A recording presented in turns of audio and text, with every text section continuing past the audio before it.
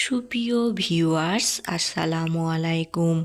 আজকে আমি আপনাদের সাথে শেয়ার করব রাতের বেঁচে যাওয়া ভাত দিয়ে মজাদার সকালবেলার একটা নাস্তার রেসিপি। একবার এভাবে রাতের বেঁচে যাওয়া ভাত দিয়ে যদি এই নাস্তাটা বানিয়ে খান তাহলে বারবার এটাই খেতে ইচ্ছে করবে, এতটাই লোভনীয় এবং মজাদার। এই নাস্তার রেসিপিটি তৈরি করার জন্য আমি রাতের বেঁচে যাওয়া ভাত নিয়ে নিয়েছি। এই ভাতগুলো রাতে খেতে খেতে বেঁচে গিয়েছিল, সে ভাতগুলো আমি রেখে দিয়েছিলাম। সকালবেলা এই ভাতগুলো একটু দলা পেকেছিল, সেটা হাত দিয়ে ছাড়িয়ে নিয়েছি। ভাতে যদি কোনো প্রকার দলা পেকে থাকে তাহলে অবশ্যই হাত দিয়ে একটু ছাড়িয়ে ভাতগুলোকে ঝরঝরে করে নেবেন। এখন আমি চুলাতে একটা কড়াই বসিয়ে দিলাম আর গ্যাসটা অন করে দিলাম। কড়াইতে কিছুটা পানি ছিল, সেটা জাল দিয়ে শুকিয়ে নিলাম আর কড়াইটা একটু গরম করে নিলাম।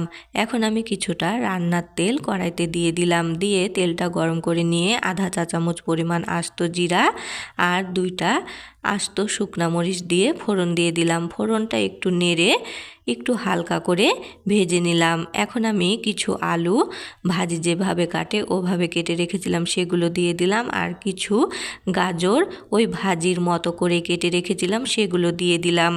দিয়ে এখন এগুলোকে একটু নেড়ে চেড়ে নিচ্ছি। এগুলোকে একটু নেড়ে চেড়ে দেওয়ার পর এখন স্বাদ অনুসারে লবণ, 1 চা চামচ পরিমাণ হলুদ গুঁড়ো দিয়ে দিলাম। দিয়ে আবারও এগুলোকে নেড়ে দিচ্ছি। এখানে কোনো প্রকার পানি দেওয়ার প্রয়োজন নেই। এগুলো তেলেই এভাবে নেড়েচেড়ে ভেজে নিতে হবে। এগুলোকে কিছুক্ষণ ভাজার পর এখন কিছু পেঁয়াজ কুচি করে রেখেছিলাম সেগুলো দিয়ে দিলাম, আর পেঁয়াজের পরিমাণটা একটু বেশি দেওয়ার চেষ্টা করবেন। আর কিছু রসুন কুচি করে রেখেছিলাম সেগুলো দিলাম, আর কিছু কাঁচামরিচ মাঝখান দিয়ে কেটে 2 ভাগ করে রেখেছিলাম সেগুলো দিলাম। দিয়ে সমস্ত উপকরণ আবারও নেড়েচেড়ে ভেজে নিচ্ছি। এগুলো ততক্ষণ পর্যন্তই ভাজবো যতক্ষণ পর্যন্ত না গাজর আর আলুগুলো সিদ্ধ হয়ে যায়। এগুলো ভাজার সময় একটু পরপর এভাবে করে নেড়ে দিতে হবে। বেশ কিছুক্ষণ ধরে নেড়েচেড়ে ভাজার পর গাজর আর আলুগুলো সিদ্ধ হয়ে গিয়েছে। এখন আমি একটা ডিম নিয়েছি, এই ডিমটা এখন আমি ভেঙে নিলাম। আপনারা চাইলে ডিমের পরিমাণটা বেশি নিতে পারেন। এখন এগুলোকে এক সাইডে এভাবে করে রেখে দিলাম। এখানে আর কোনো প্রকার তেল দেওয়ার প্রয়োজন নেই। এই দেখুন তেলটা বের হচ্ছে। এখন এই তেলেই ভেঙে রাখা ডিমটা দিয়ে দিলাম, আর এই ডিমের মধ্যে সামান্য একটু লবণ দিয়ে দিলাম, কারণ আগেই আমি লবণটা দিয়ে রেখেছি। এখানে জাস্ট একটু লবণ দিলাম। দিয়ে এখন আমি ডিমটাকে এভাবে নেড়েচেড়ে ভেজে নিচ্ছি।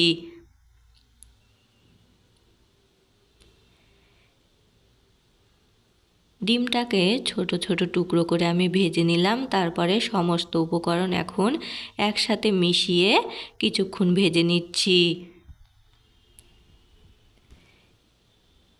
এগুলো এখন ভাজা হয়ে গিয়েছে।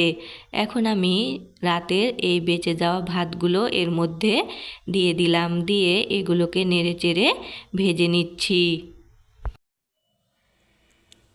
এই ভাতগুলোকে দেওয়ার পর এভাবে নেড়েচেড়ে ভেজে নিতে হবে।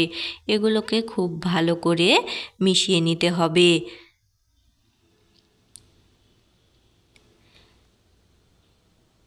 এখন সমস্ত উপকরণ আমি খুব ভালো করে মিশিয়ে নিয়েছি। এখন এগুলোকে একটু পরপর এভাবে নেড়েচেড়ে ভেজে নিব। এগুলোকে খুব বেশিক্ষণ ধরে ভাজার প্রয়োজন নেই।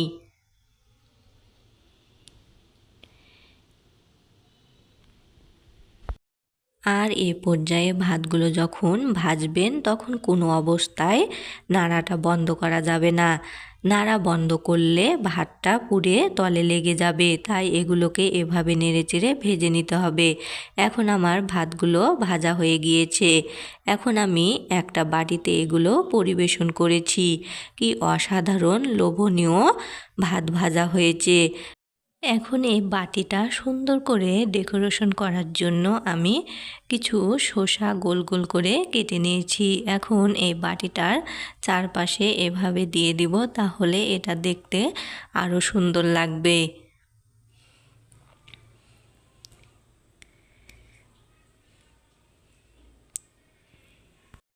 এই তো বাটিটা আমি সুন্দর করে শসা দিয়ে চারপাশে ডেকোরেশন করে নিয়েছি। কি অসাধারণ হয়েছে! ভিডিওটি ভালো লাগলে সবাই অবশ্যই বেশি করে লাইক, কমেন্ট এবং শেয়ার করবেন। সবাই ভালো থাকবেন। আজ এই পর্যন্তই। আল্লাহ হাফেজ।